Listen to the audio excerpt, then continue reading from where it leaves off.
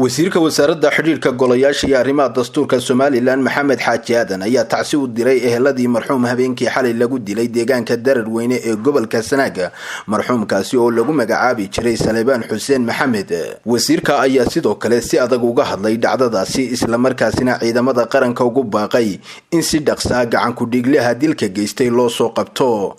waxaan halkan runtii tacsi uga dirayaa geerida xalay dhacday ilaahay subxaanahu wa ta'ala waxaan uga baryayaa inuu ilaahay naxariistiisa ka waraabiyo ilaahay subxaanahu wa ta'ala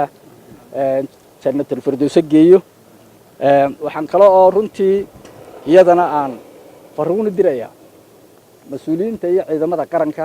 ee goobtaasi in gacan ku dhiglaha lagu soo qabto sida ugu dhaqsaha badan leh nabadii salka loo dhigay ee Soomaaliland oo dhan isugu timi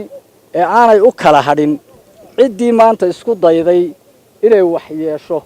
suurtoobi mayso gacan bira gacan dawladeed gacan shacab baa wax laga qabanaya. Cabdiraxmaan Axmed, Star TV, magaalada Ceergaaw.